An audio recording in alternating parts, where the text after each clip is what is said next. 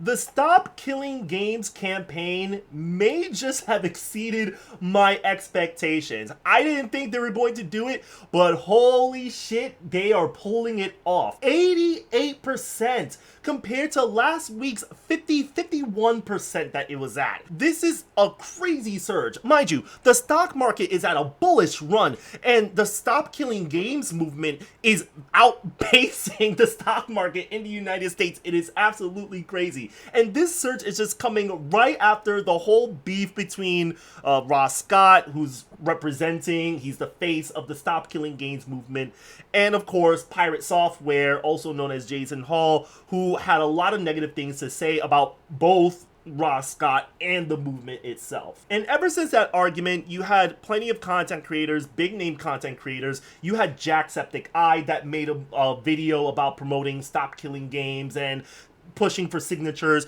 You had Moist Critical that touched on it too. He even made like a follow-up video on it because he has spoken to Pirate Software about this, in which he has mentioned that nothing really came of it.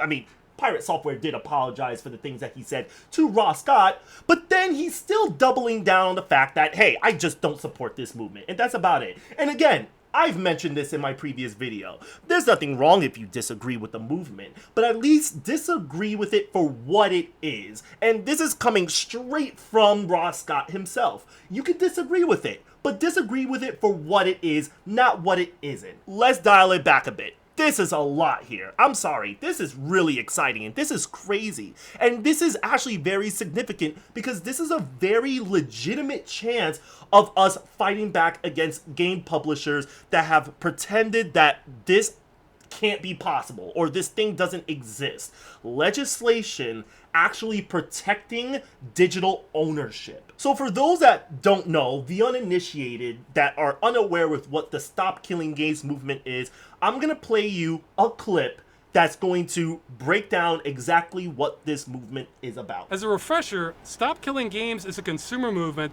to stop publishers from effectively destroying video games they have already sold to customers. That's it. That's all you need to know.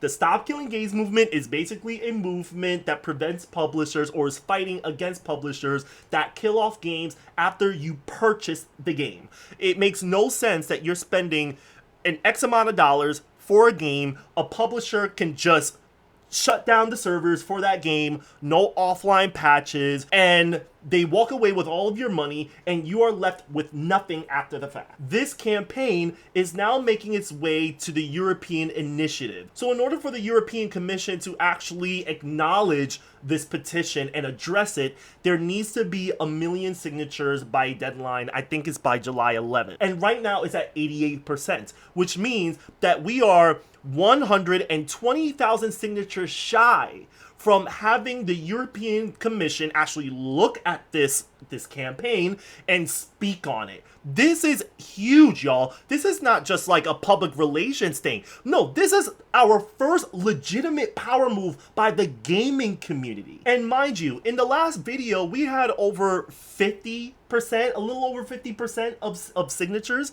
We're now over 85%. That is a huge jump within a week's time. Let's cut this to the bone here. This is not a debate. This is not there's two sides to this. No, there isn't. I should not have to pay for a game that is at the mercy of a publisher that, God forbid, they're not profiting or something happens that they shut down the game or shut down the servers and they walk away with everything and they leave you as a consumer with nothing. Stop Killing Games is probably the only legitimate campaign going on right now that is actively giving gamers a fighting chance at these business practices that I know that you and I are not a fan of. Like, this has nothing to do with pirates. This has nothing to do with mods. This has to do with digital rights. And this is a solid chance at fighting against that or fighting for that ownership. We have this one man, Ross Scott, who is literally in the front lines. He's putting all of his time, his energy, and his income into this campaign. This is the one man that gives a shit about your gaming library and is telling you, hey man, say man, you spent a lot of money on those games. God forbid Steam goes dark one day and you lose access to all your games. Hear me out. Maybe we should actually fight for that digital ownership, because there is no way in hell you would accept the fact that because Steam shut down, or the fact that Xbox or PlayStation or Nintendo shut down their digital stores, or the fact that a game company isn't profitable, so they're shutting down the servers for your favorite game, that they would even say, yeah, I mean, shit happens, right? Sorry about that. We're gonna have to shut it down, and yeah, you won't gain access to it, but hey, we got some more games coming out, so maybe you should buy those games as well. No, like, that is not acceptable. If you buy something, you should keep it.